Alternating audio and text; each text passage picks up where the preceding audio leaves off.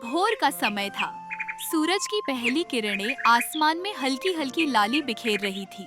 मुर्गे की बांग, गायों की घंटियां और औरतों के बर्तनों की खनक सब मिलकर गांव भैरवपुर में एक और दिन की शुरुआत कर रहे थे। भैरवपुर एक छोटा सा गांव था जहां लगभग हर इंसान खेती से जुड़ा हुआ था। लेकिन इस गांव की एक जगह थी जो सबके दिल में डर बनकर बैठी थी। गांव के उत्तर दिशा में फैला शापित खेत। लोग कहते थे उस खेत में कुछ भी नहीं उगता, ना धान, ना गेहूं, ना कोई सब्जी। मिट्टी वहाँ सूखी और काली थी, जैसे किसी ने उस पर जादू कर दिया हो। रात के समय जब बाकी गांव सो जाता, तब उस खेत से अजीब अजीब आवाजें आती थीं, जैसे कोई रो रहा हो, जैसे कोई दर्द में चिल्ला रहा हो। मेरी जमीन मुझे वापस दो। कहते हैं कि सालों पहले उस जमीन पर किसी जवान की हत्या हो गई थी, एक सैनिक जिसने देश के लिए अपनी जान दी थी। लेकिन गांव के कुछ लालची लोगों ने उसकी जमीन हड़प ली थी। तब से उस खेत को शापित माना जाने लगा। एक दिन गांव में एक नया चेहरा आया, राघव। मध्यम कद, झोला कंधे पर और आंखों में उम्मीद का समंदर।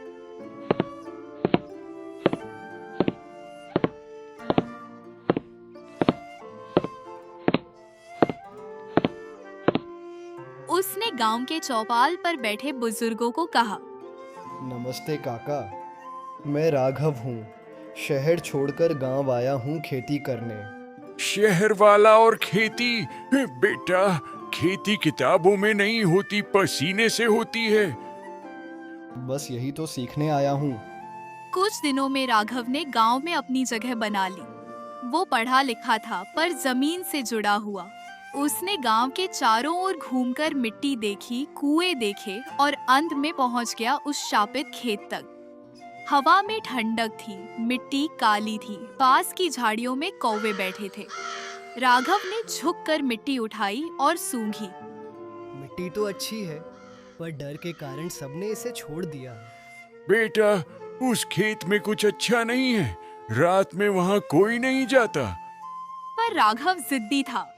मैं डरने नहीं आया, मेहनत करने आया हूँ।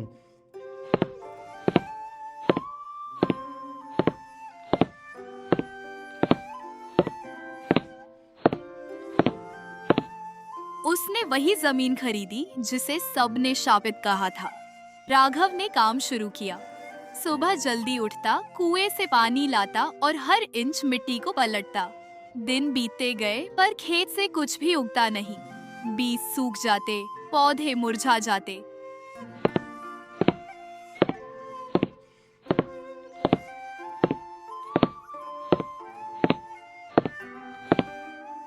एक दिन शाम को राघव थक कर पेड़ के नीचे बैठा था। तभी हवा चली, ठंडी, सिहरन भरी। हवा में किसी की हल्की आवाज आई, राघव, यहाँ क्यों आया है तू? राघव चौंक गया। चारों तरफ देखा, कोई नहीं था। बस मिट्टी में से हल्की धुंध उठ रही थी। वो डर तो गया पर खुद को संभालते हुए बोला, अगर कोई है यहाँ, तो मैं तुम्हें नुकसान नहीं पहुँचाऊंगा। कृपया करके सामने आओ। आवाज गायब हो गई, पर राघव की नींद उस रात गायब रही। अगली सुबह राघव गांव के पंडित जी के पास गया। पंडित जी, वो खेत अजीब है। आवाजें आती हैं, धुंध उठती है। क्या सच में शापित है वो? बेटा, उस खेत का इतिहास बहुत पुराना है। उन्होंने गहरी सांस ली और बोलना शुरू किया। कई साल पहले उस जमीन के मालिक थे रघुवीर सिंह, सेना के जवान। वो देश की रक्षा करते हुए सीमा पर शहीद हो गए।